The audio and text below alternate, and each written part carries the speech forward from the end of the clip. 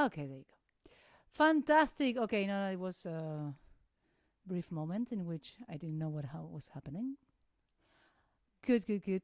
Now we are absolutely online. Okay, there you go. Welcome. Welcome to another lesson of harmony. We're going to do a little tiny review of last lesson. I mean, we are still in clauses and cadences, okay? We never left. But we're going to see if everything was clear. Yes. I know it's not an easy topic. Yeah. So, as a way of have a very like a brief comment about last lesson.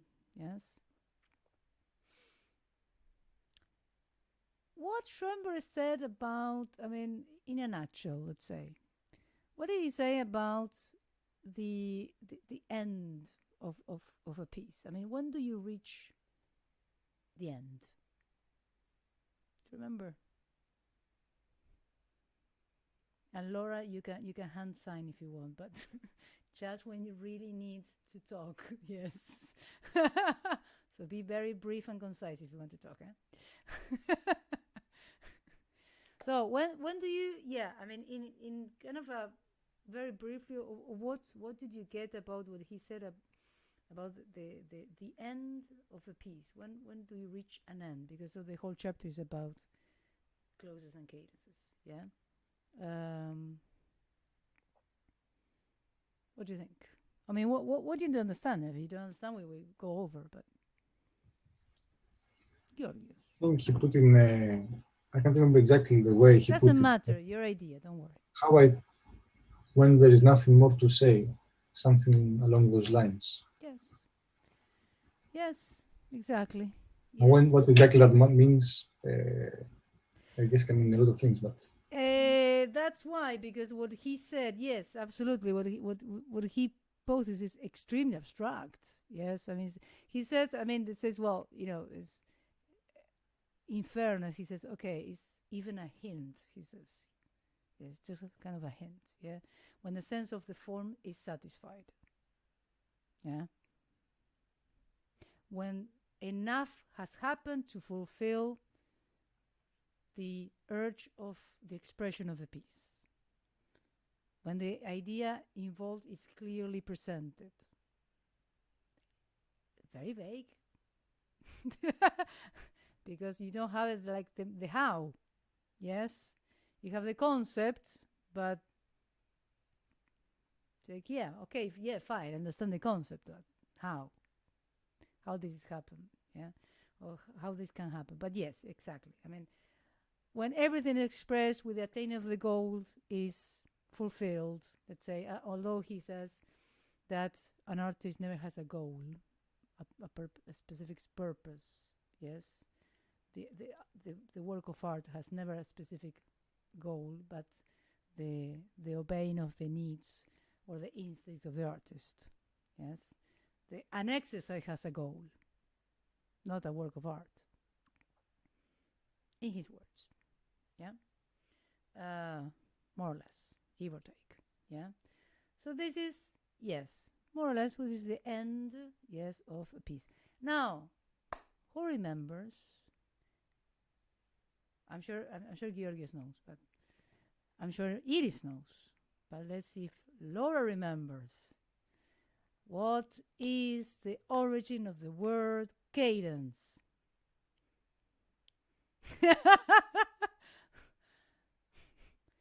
Cadence. Wasn't it something to do with the coda or something? Coda, by information, means literally tail in Italian. It's a tail of the piece. Yes. So, well, yeah, the coda will contain a cadence, but no. I think she means the other function of the coda. Sorry? I think she means the other function of the coda, the one that the soloists do in the concerto. The cadenza, I think she means. But yeah, the cadence is not the same as coda. Yeah, that's what I meant though. That is what I meant. Ah, the cadenza. Well, Yeah. yes, the cadenza has to do, yes, it comes from this, it has the same origin, yes. The cadenza is the moment in which you have at the end of the section and the soloist gives like a roundup in a very virtuosistic way, yeah.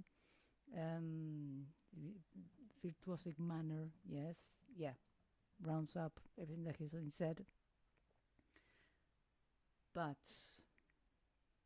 I want the origin of the name cadence. It is. Let me see. I know you know. Last time I was saying it came from like to fall. Exactly. Fall into. Fantastic. I remember you saying that. Yes. How you fall. Yes. Cadence, cadenza. Yes. Comes from cadere. Cadere means to fall in Latin and Italian. Actually, both words mean the same. Yeah. So how do you fall? Yes. When you have a cadence, bum bum, as it is very well said, you have this falling sensation. Yes.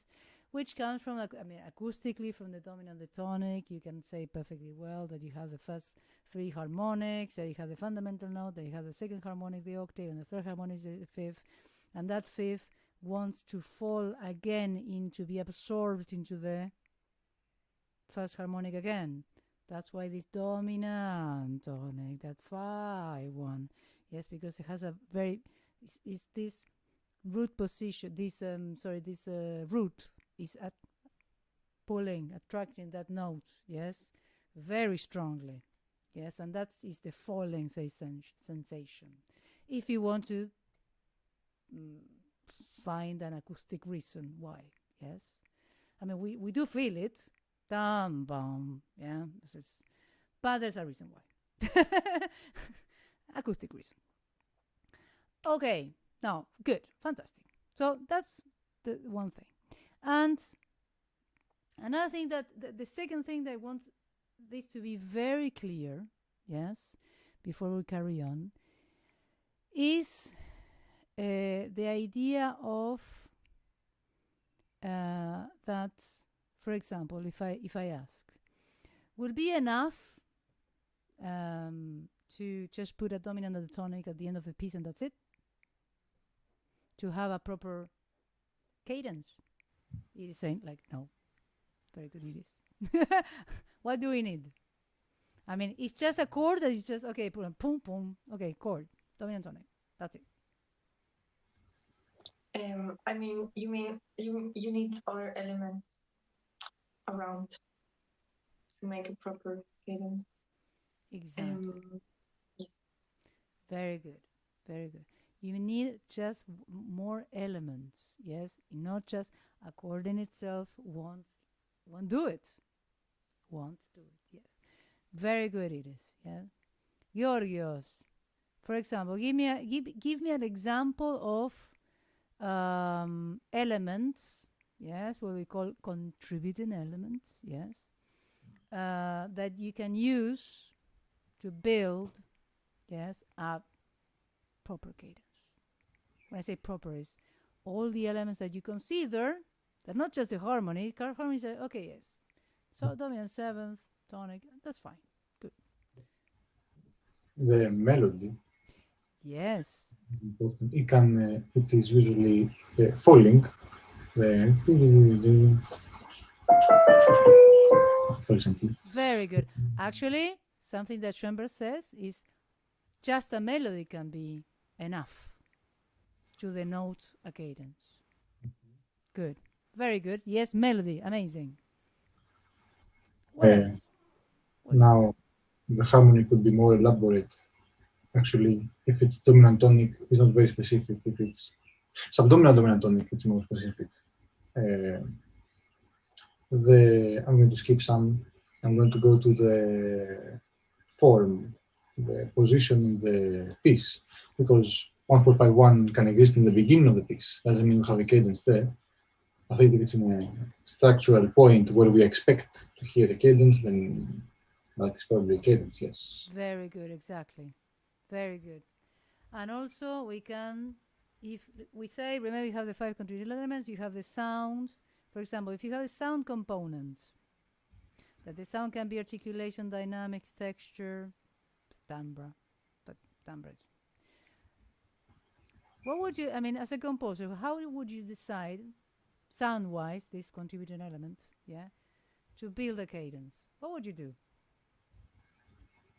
The articulation wouldn't really help me. Well, there were some cliches, I guess, for the articulation. Yeah, let's go. I mean, let's go cliche, okay? Let's go cliche. Yeah. When they say cliche, it's because actually we are what? We are being formulaic, or not? Mm. There you go. So yes, go cliche. Come on. But definitely a diminuendo in the end. Okay. The dominant tone resolution is usually quieter. I think that's the only important that I can think of. The staccato, not really important.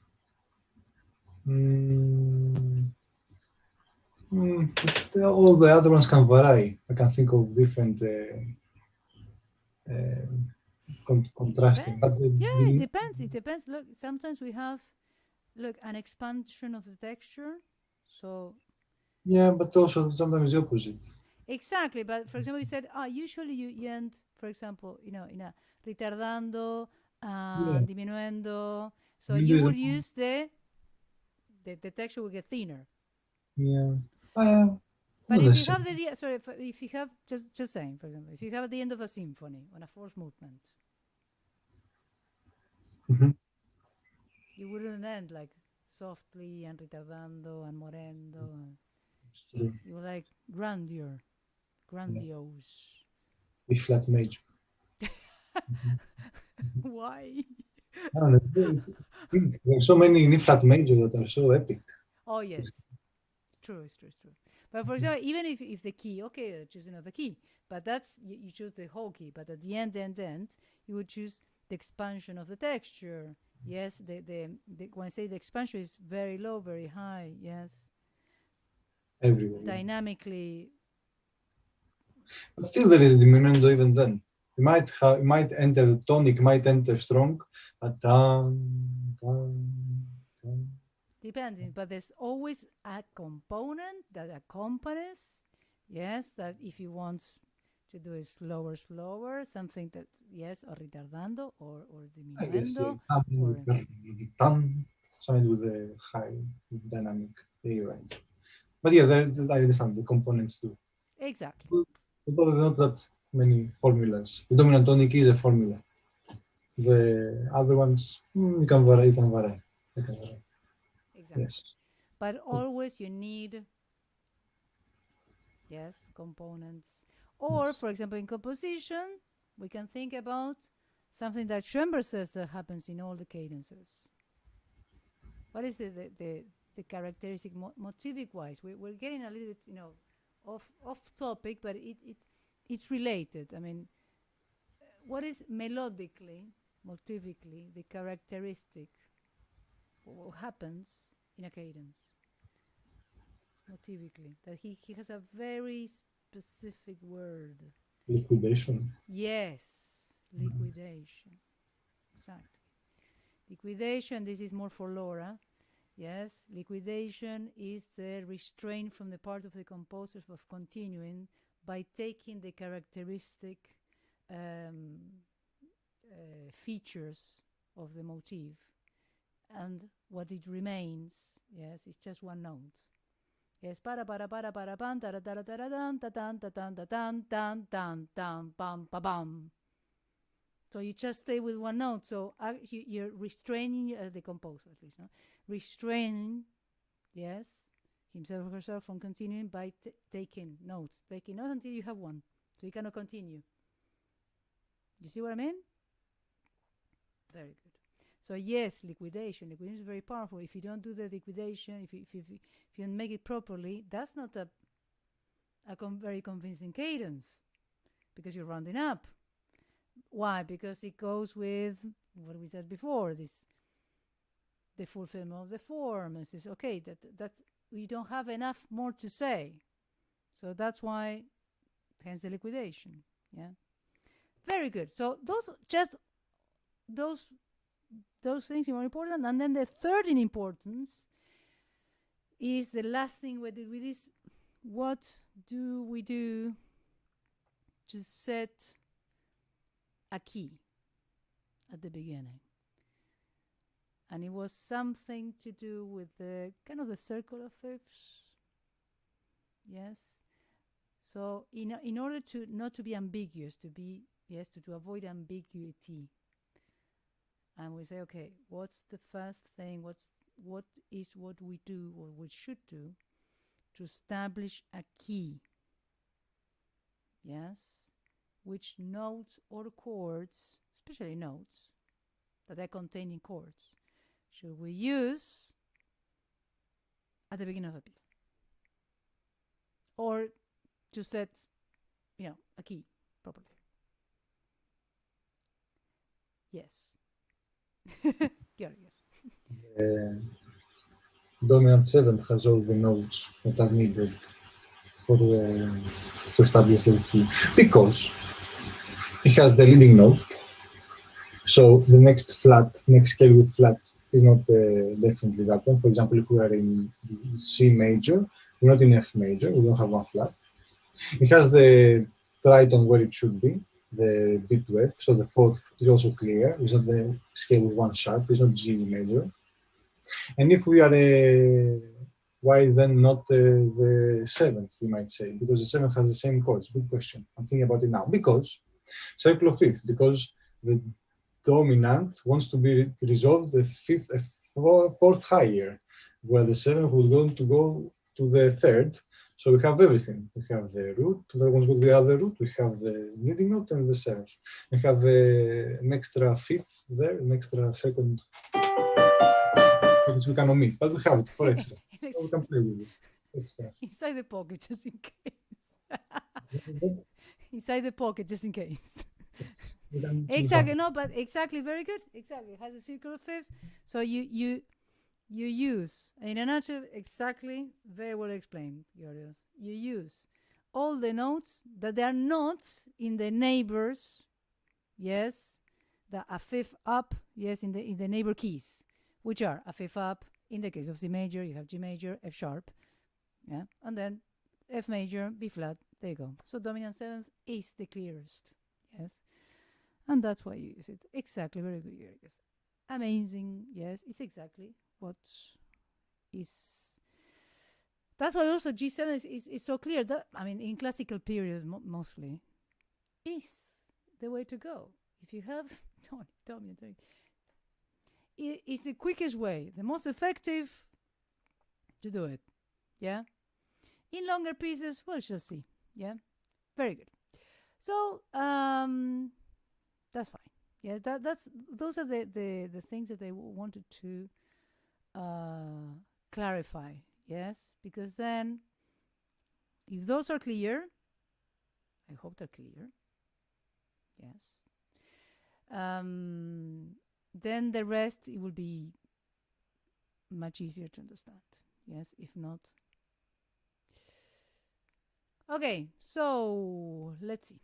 Sharing the screen. Sharing. Where is it? There you go. Ba-bum. So this is the last thing we saw, yes, about the melody, yes, that Schonberg says that just by the use of the use of a melody, we can ascertain a cadence, yes, and this is the case. In this case, this is the last thing we saw. I don't know if you remember, yes, that if we forget about, I mean, don't worry about the chords. Yes, we're in D major, but we don't have the chords. Yes, but we have just the melody. Yes, and the melody you have.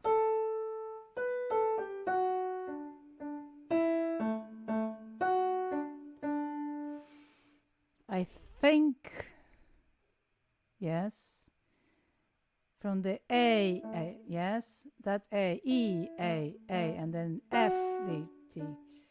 It's quite clear we are in 5-1. Yeah? What happened, Georgios? Why are you clapping? So I'm trying to play. Sorry. Okay. Then you have, yes, you have the full chord. And then you have the, how do you say? The harmonic component, yes, it's just accompanying what the melody already stated quite clearly. Yeah. Why? Because the melody has all harmonic notes, yes, of the dominant and the tonic. So now you don't have that. It's not that the music is so crystal clear. Sometimes, yes. Sometimes you're going to have, mostly in romantic or post-romantic music,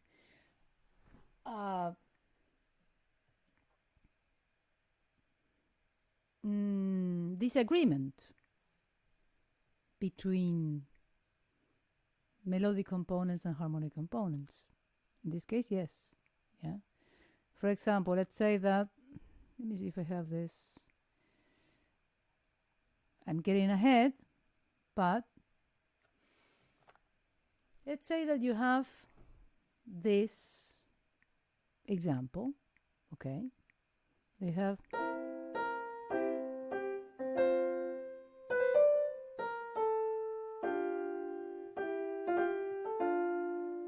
yes, I'm playing just the left, the right, sorry. Yes, as you can see. Yeah.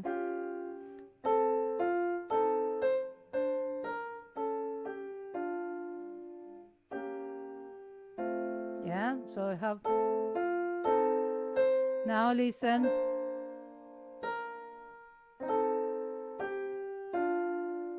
That. Even the melody, especially at the end,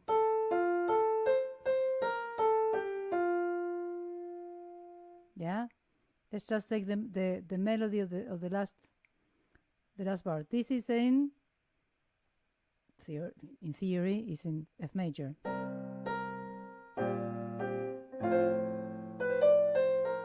Yes, up to now there's no conflict. Yeah.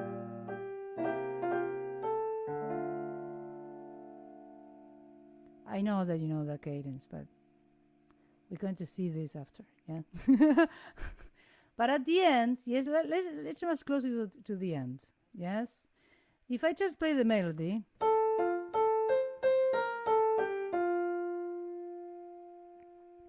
just the melody. There you go. Yeah. So melodically, it's quite obvious that this is in F major. Yes.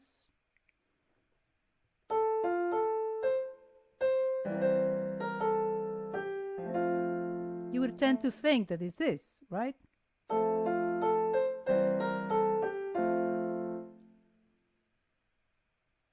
Yeah. Okay. Now, Schonberg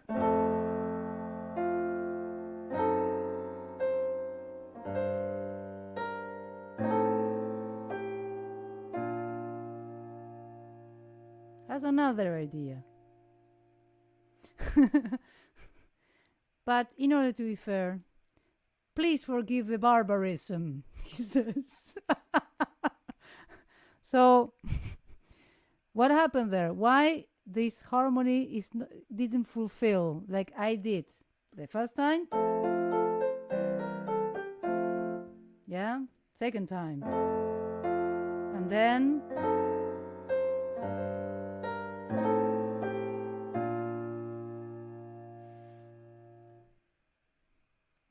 so what happened? Why is there's a disagreement between the melody and the harmony. So that when things go wrong, you know why. But who can tell me why these things went awfully wrong here? Barbaric, according to Schonberg? The harmony, the melody says F, but the harmony says no. The harmony is on a different key, essentially. Yes. In which chord does it end? Let me see. It is. In the fourth. Exactly, subdominant. Yeah, exactly.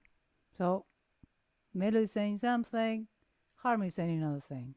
So, coming back to the same point, in order to have a convincing end, section, end, yes, ending, close, or cadence, all the components must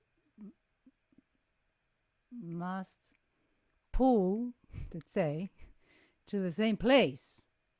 Yes, not pulling apart. The melody goes one way and the harmony goes another way. Yes. Now, for all composers out there, it's a good thing.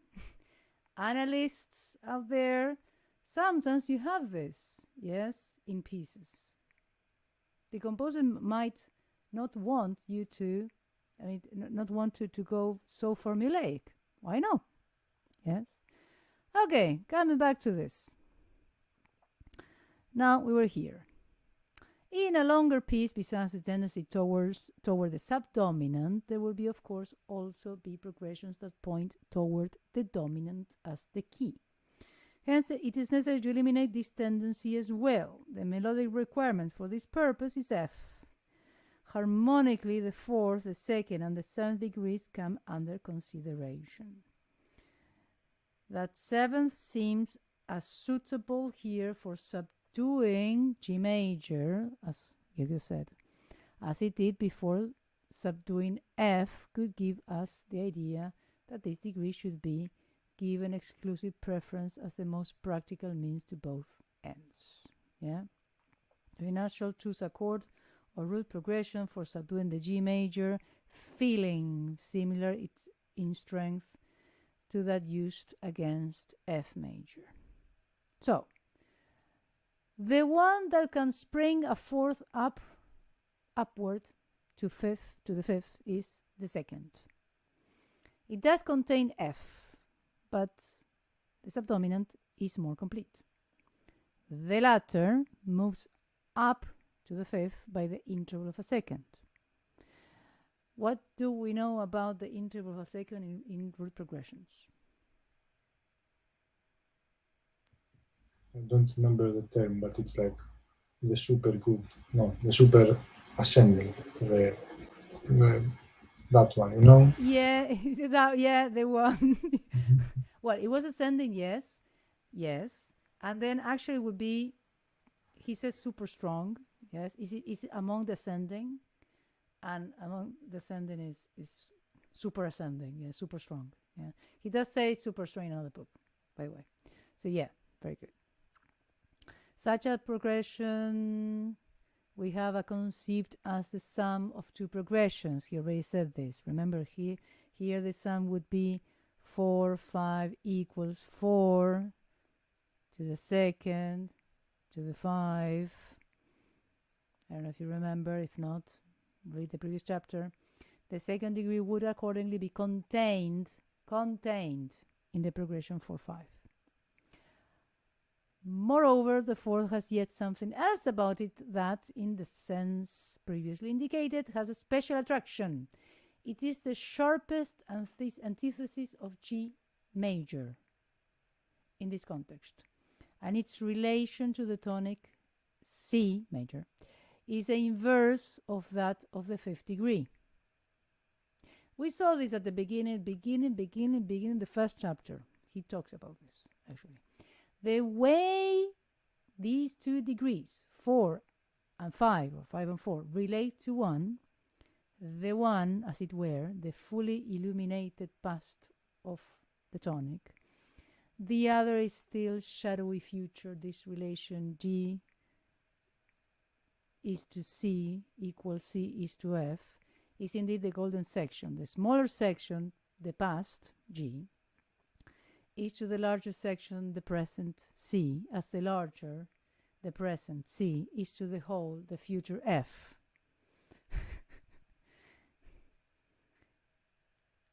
Now,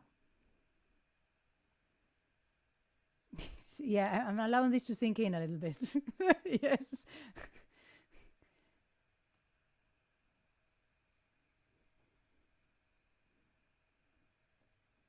Look at it. G is to C equals C is to F.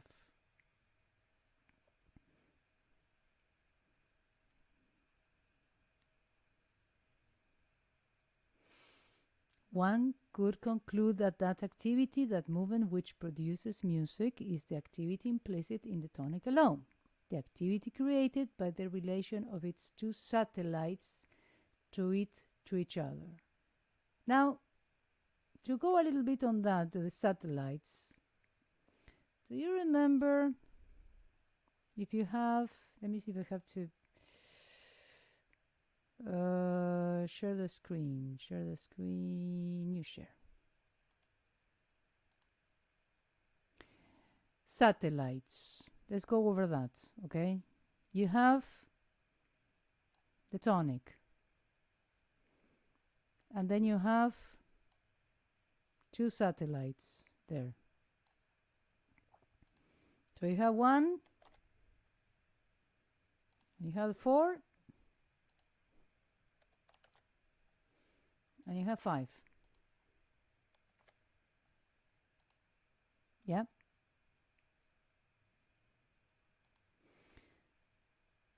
Same distance. 5 down, 5 up. Yeah.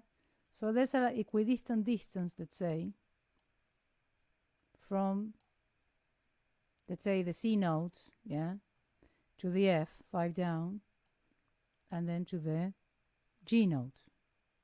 Yeah. So this is C, F, equidistant distance, yeah, G, equidistant distance to the C. Yeah. So they have the two pools. Yeah. And then you have yeah. Ta-da. So it says activity created by each relation of these two satellites to each other. Yes. This relation being so completely consistent, so clearly definable, seems so remarkable that it would give one the notion that this or something similar must be found in all music, if it is really to be music, but that just does not have be so. Perhaps the search has not been carried far enough, and that for that reason perhaps other discoveries have not been made. So that's, he goes on, but here we're going to carry on with the suitability of the fourth together with the 5 and the first. Yeah. For bringing about key definition require a clause is thus greater than that of the second. And now we must yet ask, because first of all, because of this pool, and second, because the second degree is contained in the progression 4-5. Remember?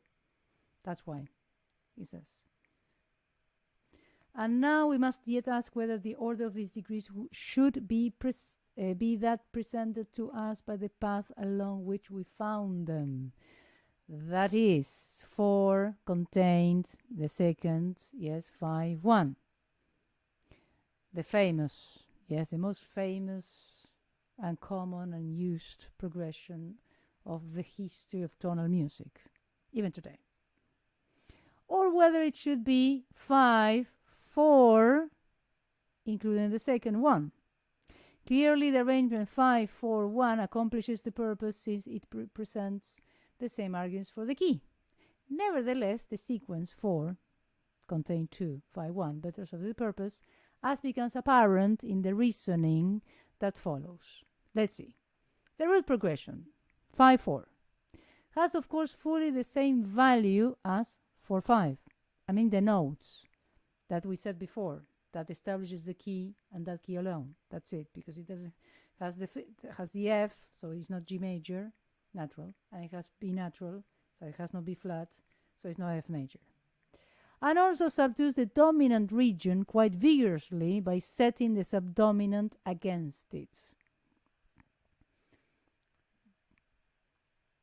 But the subdominant, which in turn also feels the pull to its subdominant, does not follow its own tendency if it be taken to the tonic.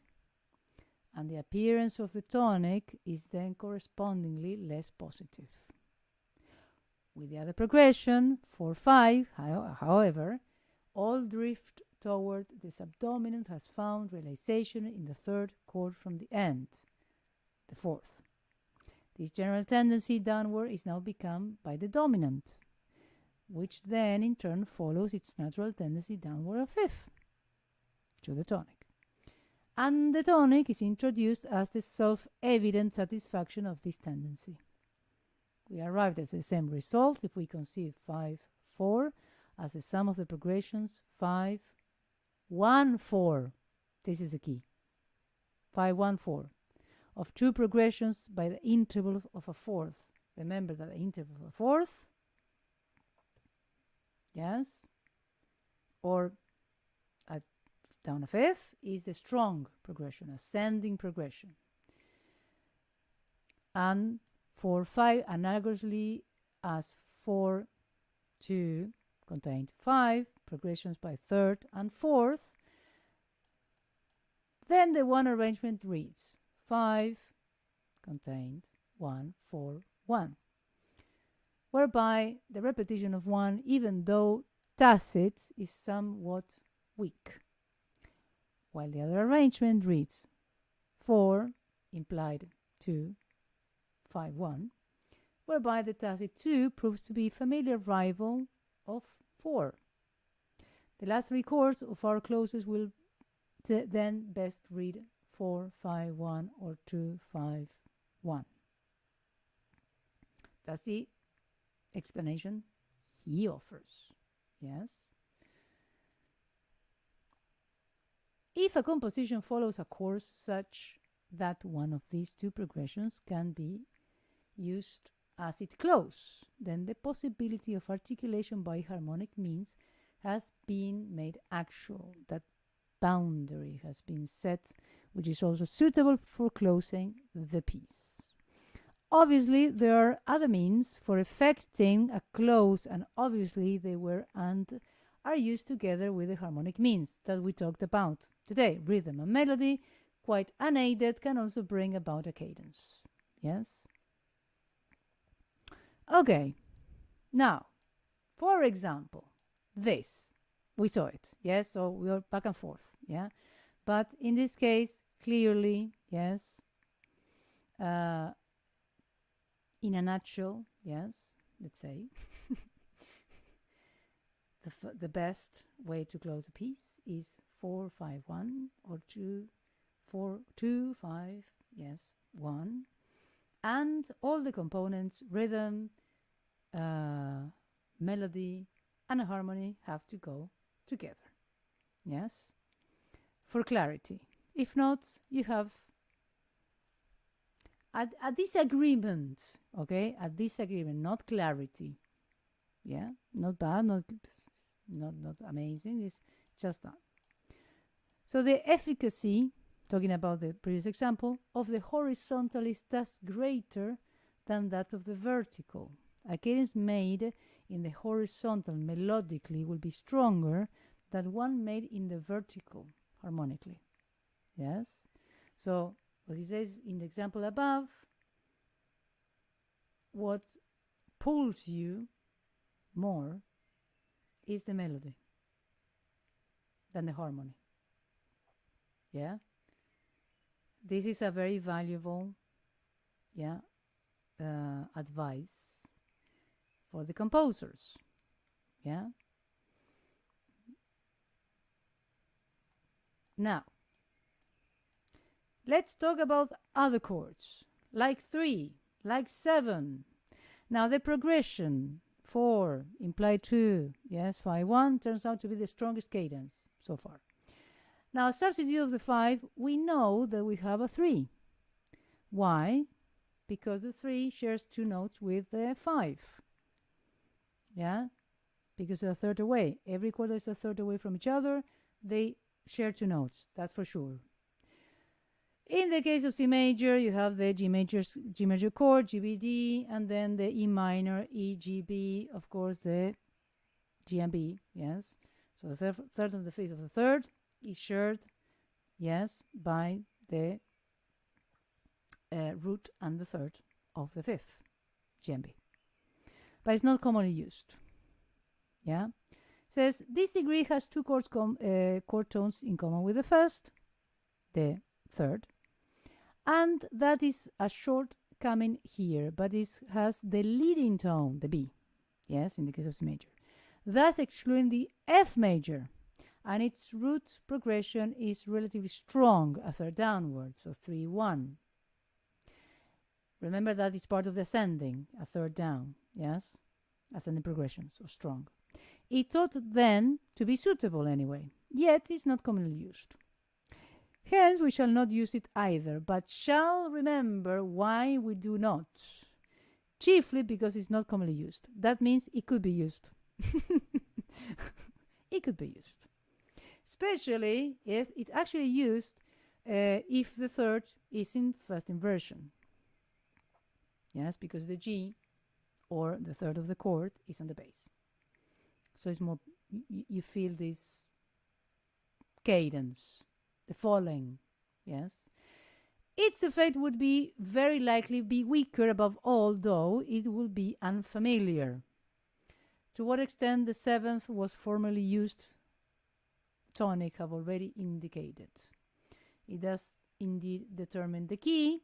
It does lead to the closing chord, but it too is not common practice today, and so we shall disregard it, nor can be considered as a substitute of the fourth or the second. For this gossipy, it has to tell the most important secret of 5, which would follow it, the leading tone. Furthermore, the diminished fifth of the 7th chord, so the leading chord, is identical with the 7th of the 5th in C major, F. Subsequently, the 7th also takes away from the 5th the possibility of leading as a 7th chord, with still greater effectiveness to 1. On the other hand, it is possible in place of 4 or 2 to let the 6 precede the 5. So, perhaps the basis for this connection too is the assumption of the older theory regarding progressions of a second, that actually a tacit root a third of a fifth below, 4 or 2, is being connected. This progression, 6, 5, 1, is not uncommon, hence it's available to us. Yes, 6, 5, 1. So, the pupil, you, should first practice cadences in exercise dealing just with cadences. Now, from now on, every one of our little phrases is to close with a cadence. We were doing that, yes? So, in a way, now you're going to know why, at least. Now, things that, okay, in order to be fair, most of the time you already know it, but just in case. The inversions are not commonly used in the penultimate chord of the cadence, the fifth. So the fifth always in root position. Quite understandably, the strongest form is preferred at this point, at the end, okay? But the dominant does often appear as a 7th chord, again, only in root position. The second degree, however, can be used in inversions as well as in root position, and as a 7th chord, likewise with the appropriate inversions, thus not as a true chord. Of course, if you use a 7th chord as a second degree, you have to prepare it. Goes without saying. Its 6/4 chord is little used, the second, yes, the supertonic, but the 4/3 chord is quite good. Why is that? Because in first inversion, the second chord, the supertonic, has the same base of the subdominant. So you have a D minor chord, D, F, A, F is a third of the second degree supertonic. If it goes to the bass, that F is the same as the root of the fourth, which is very strong, according to the pool that we just saw. Yeah, F, C, C, G, both an equidistant distance of a perfect fifth from the tonic. Yes, it's that pool. So if you put it in the bass, actually it has a stronger, yes, effect. Likewise, with the appropriate inversion, does not as a 2 chord. Its 6/4 chord is little used, but the 4/3 chord is quite good. Yeah. So the 7th chord of the fourth seldom appears, but is certainly not impossible. Of the inversion of the triad of the fourth, only the 6th chord is to be considered, not the 6/4 chord. Why not? Why do you think that the 6/4 chord in a cadence of the 4 cannot be used? Why do you think? Apart from how it would sound practically, it is impossible because we want a dominant in root position. And we said that to have a second inversion, we need to approach it by step. So it would be impossible. Now, there can be something, of course, about the nature of the 6/4 as a subdominant, but I didn't even consider that. Should I consider that? Maybe there is something. I don't know. Should it be strong, the subdominant? Not particularly. It doesn't have to be. I guess it's more the practical. I stay on that. Yes, I stay on the practical. What you said is very true. And it complies with the rules. Yes, absolutely. If you have a 6/4 chord, yes, the bass has to be approached and left by stepwise motion. So if it's followed by the fifth, it's impossible. Yes, in root position. Yeah, unless you do it in first inversion, but that we don't want. Not in a cadence, not on the final piece. Yeah, not in the penultimate chord. But also because remember that any chord in second inversion, the bass wants to become the root. Always. Yes, that's why also we double it. Yeah.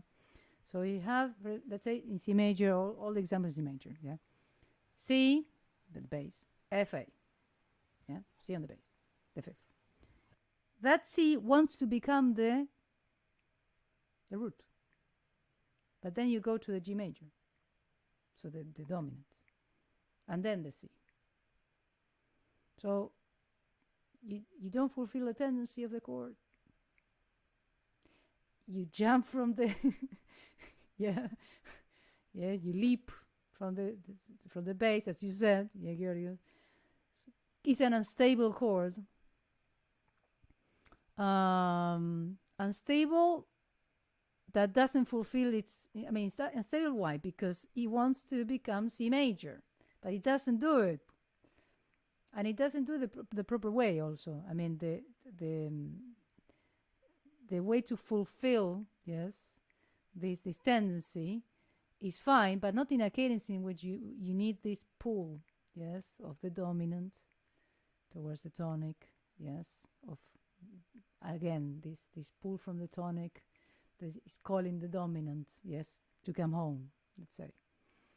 It's not the proper way, let's say. That's why. So we're going to continue with this. We're going to have a kind of a roundup of several examples, and then the next topic is going to be the septic cadences.